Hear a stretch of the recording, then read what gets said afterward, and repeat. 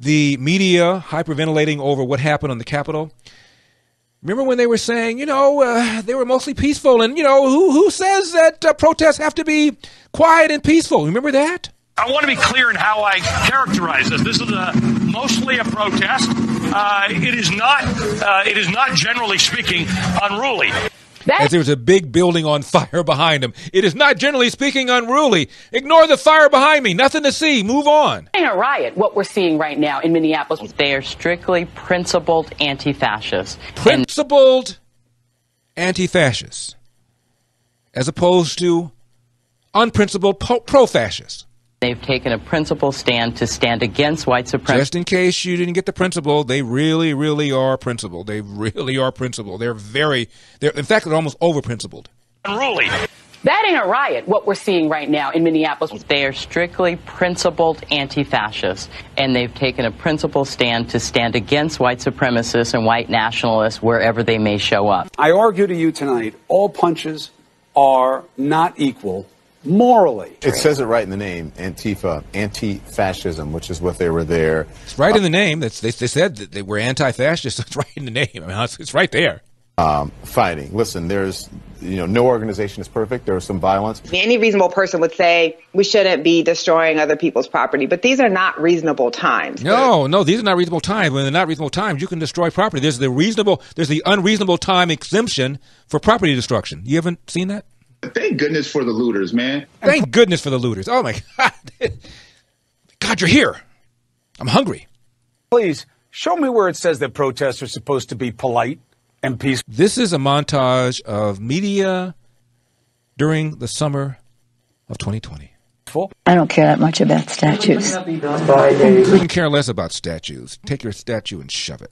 Respectfully, shouldn't that be done by a commission or the city council, not a mob in the middle of the night throwing it into the harbor? People will do what they do. You're seeing behind me is one of multiple people will do what they do. People will tear up stuff. I mean, what are you going to do? What are you going to say? I mean, there's still people. Locations that have been burning in Kenosha, Wisconsin. Do not get it twisted and think that, this is something that has never happened before. Do not get it twisted. You know where that came from? That's a line that the comedian Cat Williams uses. Just saying.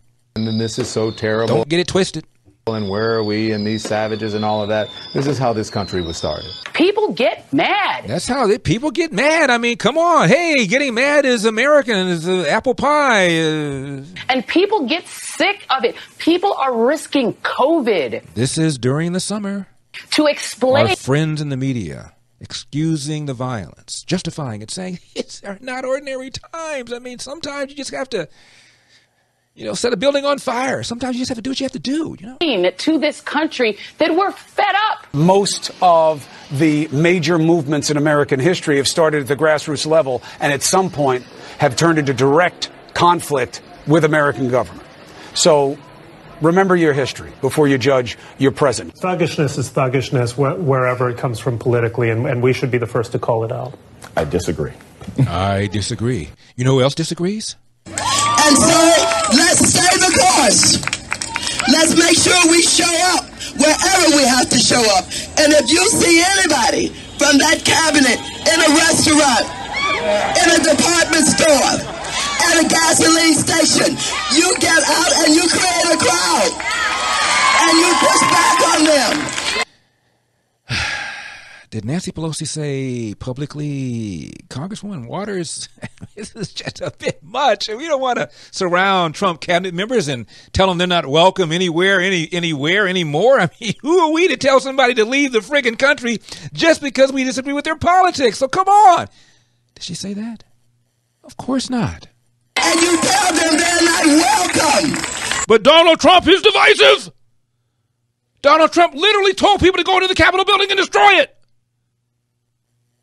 Anymore, anywhere, we've got to get the children. Here is a woman literally telling you to engage in harassment, literally telling you to get into the face of Trump cabinet members and let them know they're not welcome anywhere anymore. Did Donald Trump say that? Did he come close to saying that?